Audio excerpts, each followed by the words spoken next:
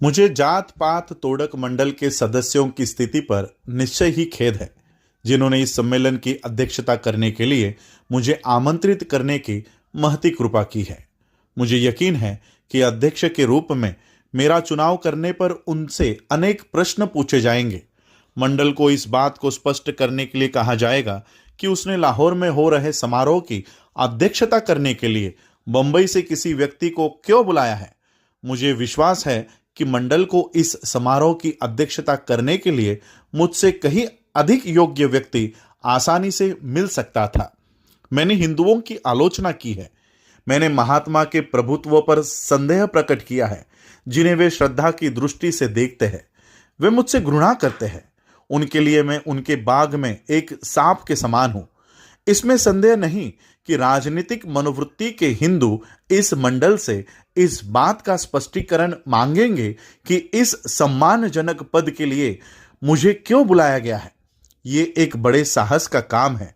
अगर कुछ राजनीतिक हिंदू इसे अपमान समझते हैं तो मुझे इस पर कोई आश्चर्य नहीं होगा। इस पद पर मेरे चुनाव से निश्चय ही धार्मिक प्रवृत्ति के सामान्य हिंदुओं को प्रसन्नता नहीं होगी। मंडल से इस बात को स्पष्ट करने के लिए कहा जाएगा कि उसने अध्यक्ष के चुनने में शास्त्रीय निषेध आदेश की अवज्ञा क्यों की है। शास्त्रों के अनुसार ब्राह्मण को ही तीनों वर्गों का गुरु नियुक्त किया जाता है। वर्णान ब्राह्मणों गुरु, यही शास्त्रों का निर्देश है। इसलिए मंडल जानता है कि एक हिंदू को किससे शिक्षा लेनी चाहिए और किससे नहीं। शास्त्र किसी हिंदू को गुरु रूप में किसी भी ऐसे व्यक्ति को मात्र इसलिए कि वह ज्ञानी है स्वीकार करने की अनुमति नहीं देते। ये बात महाराष्ट्र के एक ब्राह्मण संत रामदास ने काफी स्पष्ट कर दी थी, जिनके बारे में कहा जाता है कि उन्होंने शिवाजी को हिंदू राज की स्थापना के लिए प्रेरित किया था। रामदास दास बोध नाम की अपनी मराठी काव्य रचना में जो एक सामाजिक राजनीतिक धार्मिक प्रबंध है, हिंदुओं को संबोधित करते हुए पूछते हैं कि क्या हम किसी अंत्यज को इस कारण से अपना गुरु मान सकते हैं कि वह पंडित अर्थात विद्वान है। वह उत्तर देते हैं, नहीं। इन प्रश्नों का क्या उत्तर दिया जाए, इस मामले को मैं मंडल पर छोड़ देता हूं। मंडल उन कारणों को बहुत अच्छी तरह से जानता है कि क्यों उन्हें अध्यक्ष के लिए बंबई की यात्रा करनी पड़ी और ऐसे व्यक्ति को इसके लिए निर्धारित करना पड़ा जो हिंदुओं का इतना विरोधी हो तथा अपने स्तर को इतना नीचे गिराकर एक अंत्यज अर्थात अछूत को सवर्णों की सभा में भाषण देने के लिए आमंत्रित करना पड़ा। जहां तक मेरा प्रश्न है, मैं कहना चाहूंगा कि मैंने इस निमंत्रण को अपनी तथा अपने अनेक अछूत साथियों की इच्छा के विरुद्ध स्वीकार किया है। मैं जानता हूं कि हिंदू मुझसे उखड़े हुए हैं। मैं जानता हूं कि मैं उनके लिए स्वीकार्य व्यक्ति नहीं हूं।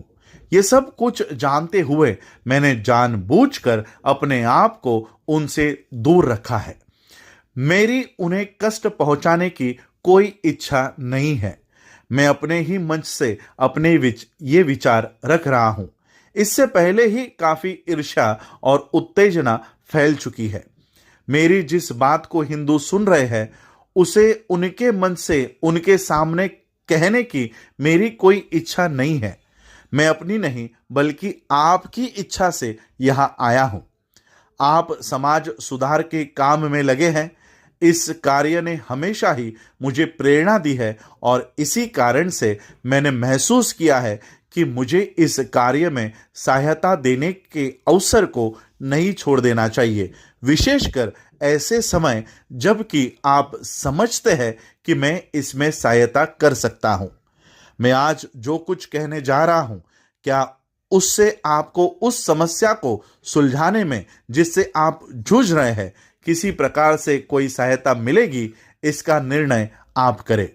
मैं जो कुछ करने की आशा करता हूं वो यही है कि मैं इस समस्या पर अपने विचार आपके सामने रखूं। भारत में समाज सुधार का मार्ग स्वर्ग के मार्ग के समान है और इस कार्य में अनेक कठिनाइयां हैं।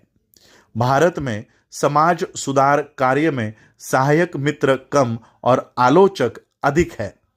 आलोचकों के दो स्पष्ट वर्ग है। एक वर्ग में राजनीतिक सुधारक है और दूसरे में समाजवादी। एक समय था जब यह माना जाता था कि सामाजिक कुशलता के बिना अन्य कार्य क्षेत्रों में प्रगति असंभव है। कुप्रथाओं से फैली बुराइयों के कारण हिंदू समाज की कार्य कुशलता समाप्त हो चुकी थी। अब इन बुराइयों को जड़ से उखाड़ फेंकने के लिए अथक प्रयास करने होंगे। इस तथ्य को समझकर ही राष्ट्रीय कांग्रेस के जन्म के साथ ही सामाजिक सम्मेलन की भी स्थापना हुई थी।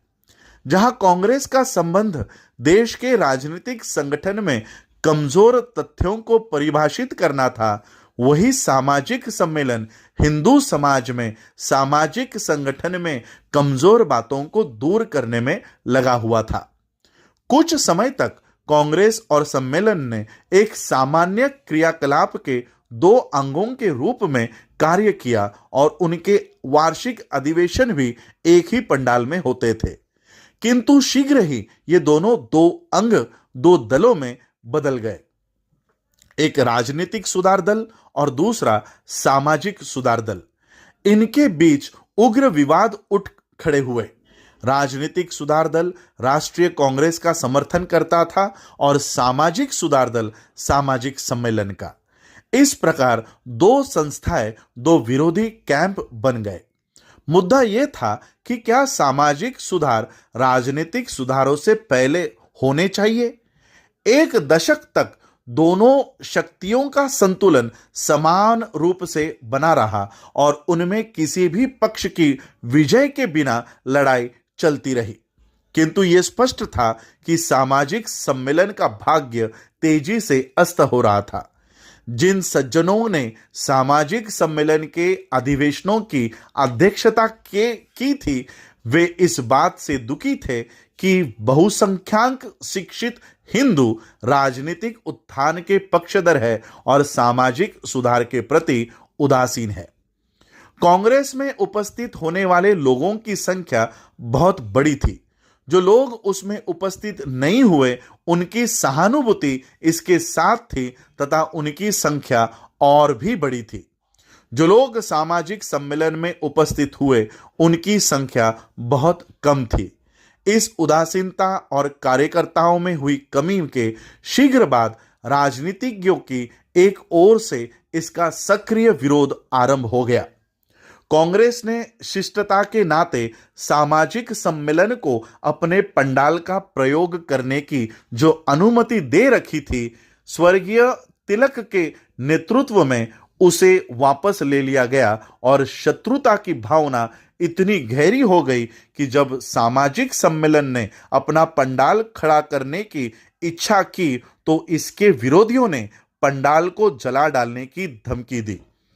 इस प्रकार समय के साथ साथ राजनीतिक सुधार के पक्ष वाले दल की जीत हुई और सामाजिक सम्मेलन गायब हो गया और लोग उसे भूल गए।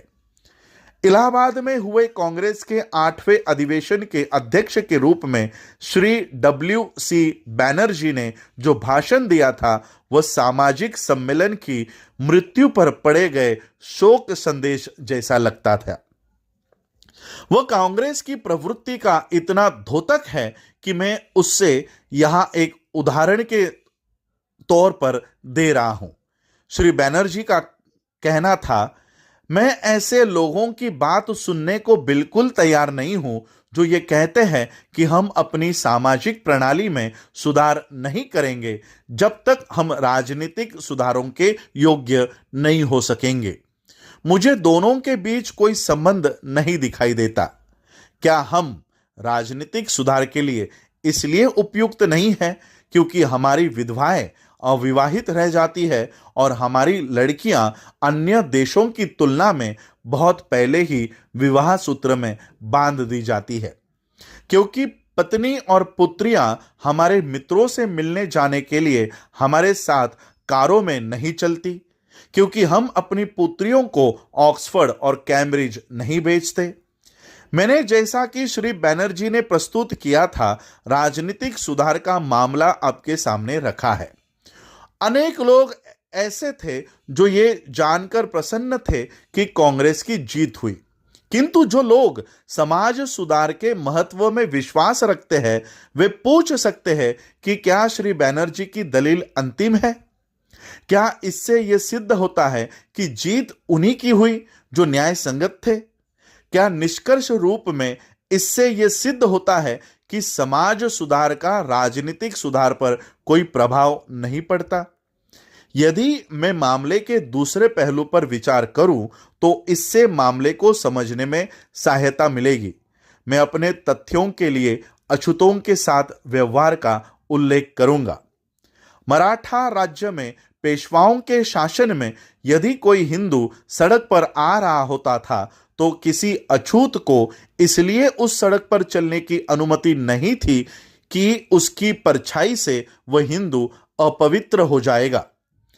अछूत के लिए यह आवश्यक था कि वह अपनी कलाई या गर्दन में निशानी के तौर पर एक काला धागा बांधे, जिससे कि हिंदू गलती से उससे छूकर अपवित्र हो जाने से बच जाए। पेशवाओं की राजधानी पुणे में किसी भी अछूत के लिए अपनी कमर में झाड़ू बांधकर चलना आवश्यक था, जिससे कि उसके चलने से पीछे की धूल साफ होती रहे और ऐसा न हो कि कहीं उस रास्ते से चलने वाला कोई हिंदू उससे अपवित्र हो जाए। पुणे में अछूतों के लिए यह आवश्यक था कि जहां कहीं भी वे जाए अपने थूकने के लिए मिट्टी का एक बर्तन अपनी गर्दन में लटका कर चले, क्योंकि ऐसा न हो कि कहीं जमीन पर पड़ने वाले उसके थूक से अनजाने में वहां से गुजरने वाला कोई हिंदू अपवित्र हो जाए। मैं हाल ही के कुछ और तथ्यों का भी यहां उल्लेख करना चाहता हूं। मध्य भारत की बलाई नामक की एक अछूत जाति पर हिंदुओं द्वारा किए जाने वाले अत्याचारों का जिक्र करना काफी होगा। 4 जनवरी 1928 के टाइम्स ऑफ इंडिया की एक रिपोर्ट आप देखें। टाइम्स ऑफ इंडिया के संवाददाता ने समाचार दिया है कि कनरिया, बिचौली हाफसी, बिचौली मर्दाना गांवों तथा इंदौर जिले, इंदौर रियासत के 15 अन्य गांवों की ऊंची जाति के हिंदुओं ने अर्थात कालोटों, राजपूतों और ब्राह्मणों, जिनमें पटेल और पटवारी भी शामिल है, अपने अपने गांवों के बलाइयों को सूचित किया है कि यदि वे उनमें रहना चाहते हैं तो उन्हें नियमों का अवश्य पालन करना होगा। पहला नियम, बलाई सुनहरी गोटेदार किनारी की पगड़ियां नहीं बांधेंगे। वे रंगीन या फैंसी किनारी की धोतियां नहीं पहनेंगे। तीसरा, वे किसी हिंदू की मृत्यु पर मृतक के संबंधियों को, चाहे वे कितने भी दूर क्यों ना रहते हो, मरने की सूचना देंगे। चौथा, सभी हिंदुओं के विवाहों में बलाई लोग बारात के आगे और विवाह के दौरान बाजा बजाएंगे। पांचवा, बलाई स्त्रियां सोने या चांदी के आभूषण नहीं पहनेंगी। वे फैंसी गाउन या जैकेट भी नहीं पहनेंगी। छठा, बलाई स्त्रियों को हिंदू स्त्रियों के प्रसव के सभी मामलों में देखभाल करनी होगी। सातवां नियम, बलाई लोगों को बिना कोई पारिश्रमिक मांगे सेवा करनी होगी और हिंदू उन्हें जो कुछ खुश होकर देंगे लेना होगा।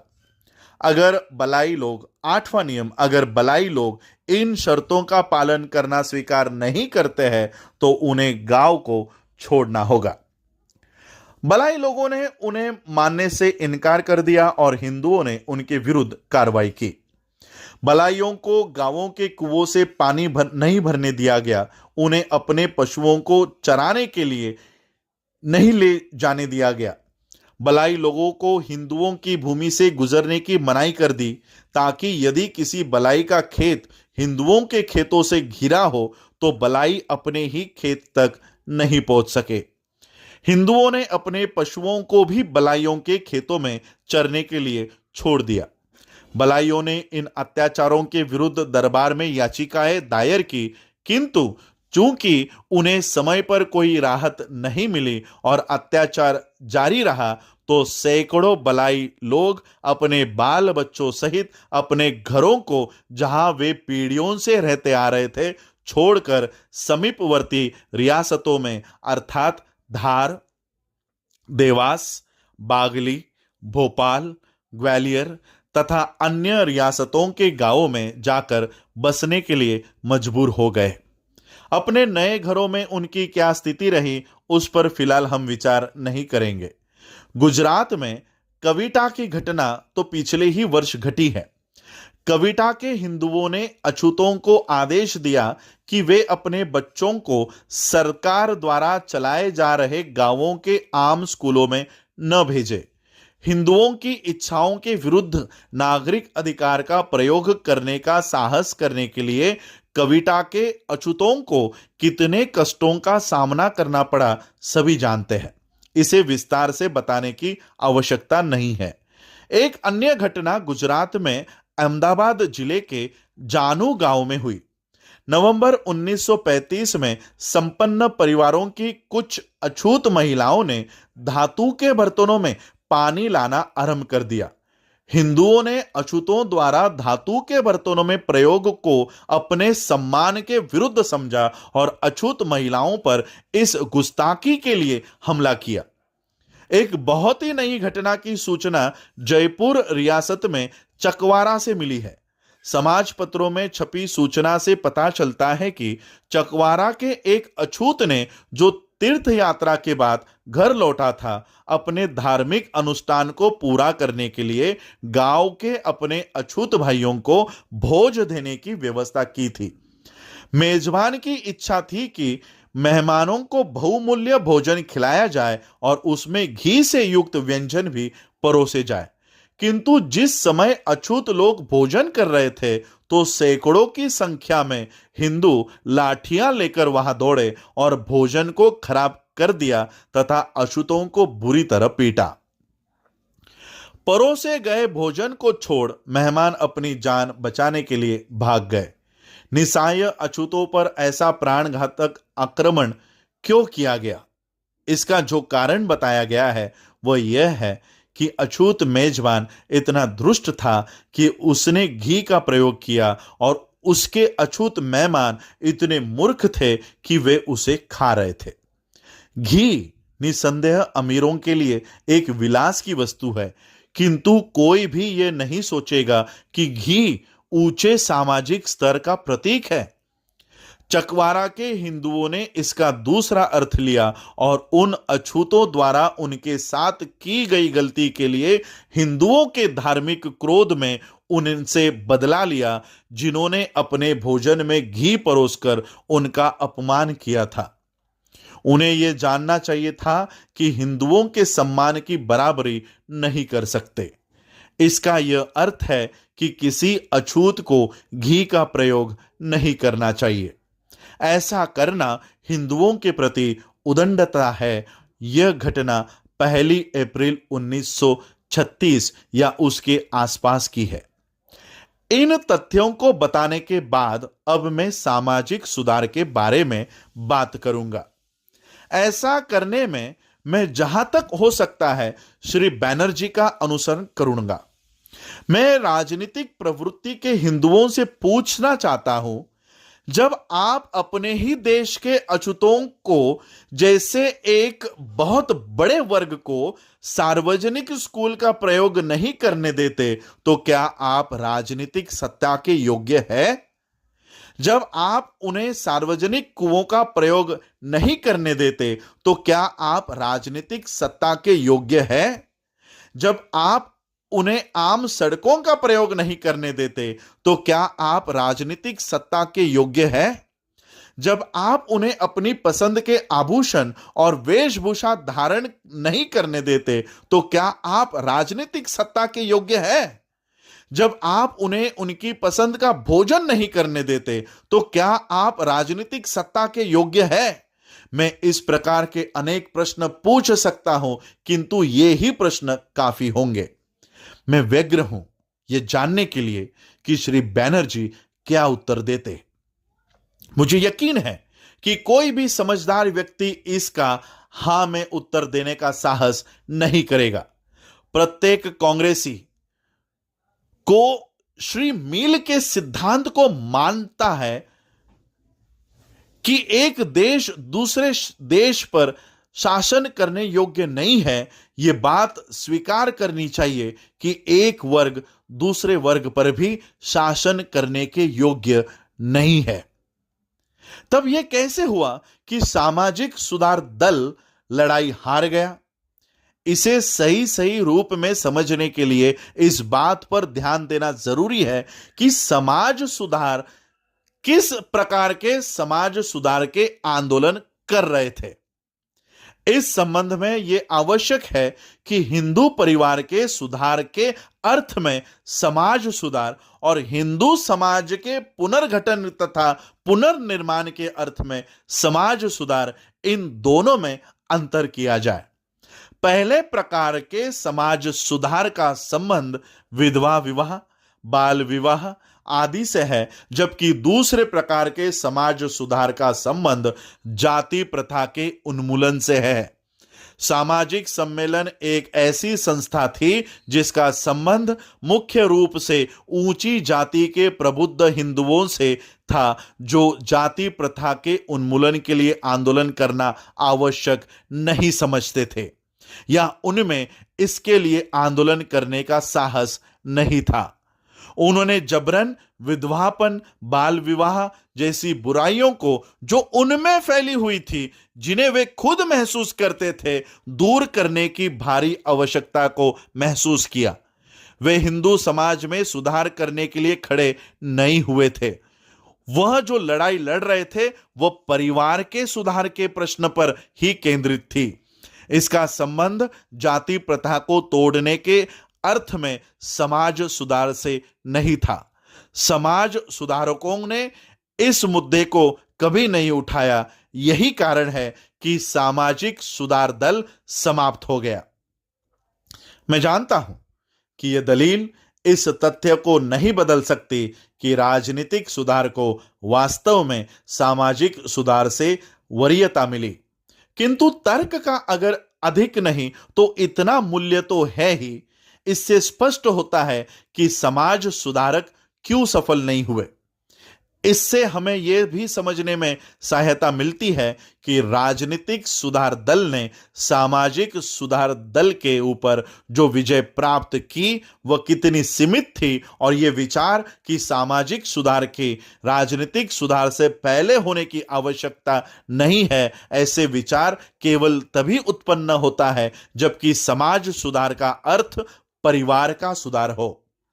यह तथ्य कि राजनीतिक सुधार समाज के पुनर्गठन के अर्थ में सामाजिक सुधार के ऊपर वरीयता प्राप्त नहीं कर सकता, एक ऐसा शोध प्रबंध है जिस पर मैं समझता हूं मतभेद नहीं हो सकता। राजनीतिक संविधानों के निर्माताओं को सामाजिक शक्तियों को ध्यान में रखना चाहिए। इस तथ्य को फर्डिनेंड लेजले जैसे महान व्यक्ति ने स्वीकार किया है, जो कार्ल मार्क्स का मित्र और सहकर्मी था।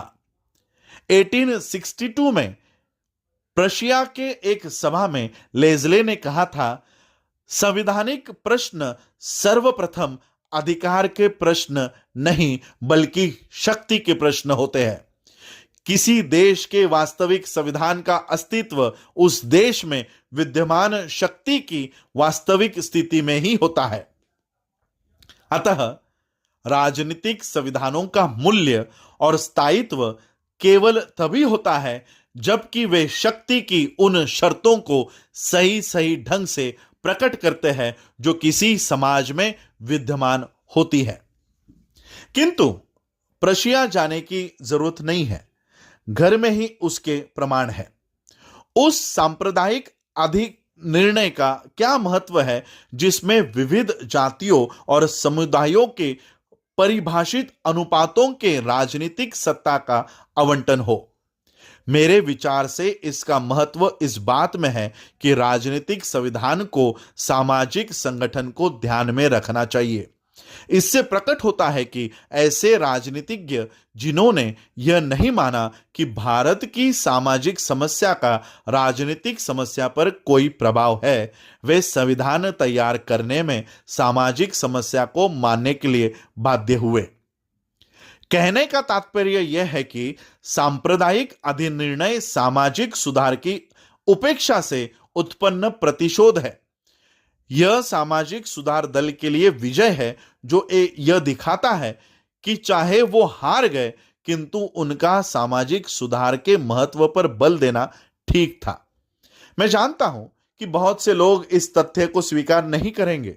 इस प्रकार का विचार अभी मौजूद है। अगर ये कहा जाए बात पर विश्वास करना अच्छा लगता है कि सांप्रदायिक तो मैं अपने मत के समर्थन में इस पर एक साक्ष्य के रूप में भरोसा नहीं करना चाहता। अल्पसंख्यकों के बीच आयरलैंड को लीजिए, पवित्र गठबंधन का होम रूल का परिणाम इतिहास क्या बताता है। सब जानते हैं कि अल्स्टर और दक्षिणी आयरलैंड के प्रतिनिधियों के बीच बातचीत के दौरान दक्षिणी आयरलैंड के प्रतिनिधि श्री रेडमंड ने अल्स्टर को समस्त आयरलैंड के लिए समान होम रूल संविधान के अंतर्गत लाने के लिए अल्स्टर के प्रतिनिधियों से कहा था, आप जिस राजनीतिक सुरक्षा को पसंद करते हैं उसकी मांग करें, आपको वो मिलेगी। पता है अल्स्टर के लोगों ने क्या जवाब दिया? उनका उत्तर था, धिक्कार है, आपकी सुरक्षा को हम किसी भी शर्त पर अपने ऊपर आपका शासन नहीं चाहते। जो लोग भारत में अल्पसंख्यकों पर दोषारोपण करते हैं उन्हें इस बात पर विचार करना चाहिए कि यदि अल्पसंख्यक वह रवैया अपना लेते जो अल्स्टर ने अपनाया था तो बहुसंख्यकों की राजनीतिक आकांक्षाओं को क्या होता। आयरिश होम रूल के प्रति अल्स्टर के रवैये को देखते हुए क्या यह कुछ भी नहीं है कि अल्पसंख्यक उस बहुसंख्यक के शासन में रहने को सहमत हो गए जिसने राजनीतिकता की कोई अधिक भावना नहीं दिखाई और कोई उनके लिए कुछ सुरक्षात्मक उपायों की व्यवस्था की। किंतु यह केवल आकस्मिक है। मुख्य प्रश्न यह है कि अल्स्टर ने ऐसा रवैया क्यों अपनाया। मैं इसका केवल एक उत्तर दे सकता हूं कि अल्स्टर और दक्षिणी आयरलैंड के बीच एक सामाजिक समस्या थी। कैथोलिकों और प्रोटेस्टेंटों के बीच एक समस्या निश्चय ही जाति की समस्या थी। आयरलैंड में होम रूल एक प्रकार से रोम का शासन रूल था। अल्स्टर वासियों ने इसी रूप में अपना उत्तर तैयार किया था। किंतु इस बात को बताने का यही एक अन्य तरीका है कि कैथोलिकों और प्रोटेस्टेंटों के बीच जाति की सामाजिक समस्या थी जिसने वहां राजनीतिक समस्या का हल नहीं होने दिया। इस साक्ष्य को फिर से चुनौती दिया जाना निश्चित है। यहां भी साम्राज्यवादी हाथ काम कर रहा था, किंतु मेरे साधन समाप्त नहीं हुए हैं। मैं रोम के इतिहास से साक्ष्य दूंगा। यहां कोई भी यह नहीं कह सकता कि कोई दुष्ट आत्मा काम कर रही थी।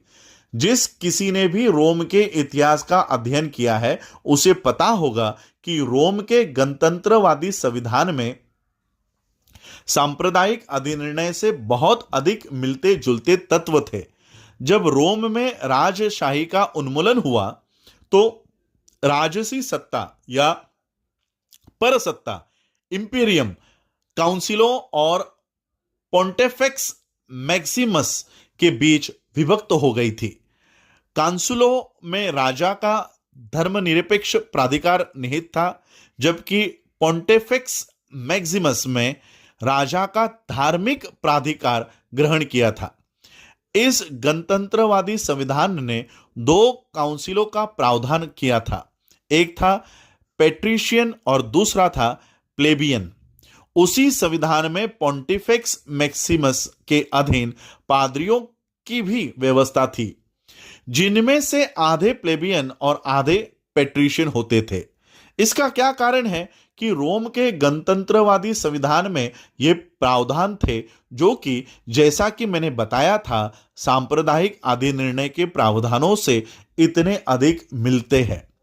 इसका एक ही उत्तर मिल सकता है कि रोम गणतंत्र के संविधान को पेट्रिशियनों तथा प्लेबियनों के बीच सामाजिक विभाजन को ध्यान में रखना पड़ा था। पेट्रिशियन और प्लेबियन ये दो स्पष्ट जातियां थी। सार रूप में हम कह सकते हैं कि राजनीतिक सुधारों को जिस दिशा में वे जाना चाहे जाने दे। इससे उन्हें पता चलेगा कि संविधान तैयार करने में वे प्रचलित सामाजिक व्यवस्था से उत्पन्न समस्या की उपेक्षा नहीं कर सकते। इस प्रस्ताव के समर्थन में किसी सामाजिक और धार्मिक समस्याओं का राजनीतिक संविधानों पर प्रभाव पड़ता है, मैंने जिन उदाहरणों को प्रस्तुत किया है वे अधिक विस्तृत प्रतीत होते हैं। मैं समझता हूं कि ऐसा ही है, किंतु यह नहीं मानना चाहिए कि एक का दूसरे पर पड़ने वाला प्रभाव सीमित होता है। दूसरी ओर यह कहा जा सकता है कि इतिहास सामान्यतः इस प्रस्ताव को बल देता है कि राजनीतिक क्रांतियां हमेशा सामाजिक और धार्मिक क्रांतियों के बाद हुई है। लूथर द्वारा आरंभ किया गया धार्मिक सुधार यूरोप के लोगों की राजनीतिक मुक्ति का अग्रदूत था। इंग्लैंड में प्यूरिटनवाद के कारण राजनीतिक स्वतंत्रता की स्थापना हुई। प्यूरिटनवाद ने नए विश्व की स्थापना की। प्यूरिटनवाद ही ने अमेरिकी स्वतंत्रता संग्राम को जीता। प्यूरिटनवाद एक धार्मिक आंदोलन था। यही बात मुस्लिम साम्राज्य के संबंध में भी सत्य है। अरबों के राजनीतिक सत्ता बनने से पहले वे पैगंबर मोहम्मद साहब द्वारा आरंभ संपूर्ण धार्मिक क्रांति से गुजरे थे। यहां तक कि भारतीय इतिहास भी उसी निष्कर्ष का समर्थन करता है। चंद्रगुप्त द्वारा संचालित राजनीतिक क्रांति से पहले भगवान बुद्ध की धार्मिक और सामाजिक क्रांति हुई थी। शिवाजी के नेतृत्व में राजनीतिक क्रांति भी महाराष्ट्र के संतों द्वारा किए गए धार्मिक और सामाजिक सुधारों के बाद हुई थी। सिखों की राजनीतिक क्रांति से पहले गुरु नानक द्वारा की गई धार्मिक और सामाजिक क्रांति हुई थी। यहां और अधिक दृष्टांत देना आवश्यक है। इन दृष्टांतों से ये बात प्रकट हो जाएगी कि मन और आत्मा की मुक्ति जनता के राजनीतिक विस्तार के लिए पहली आवश्यकता है।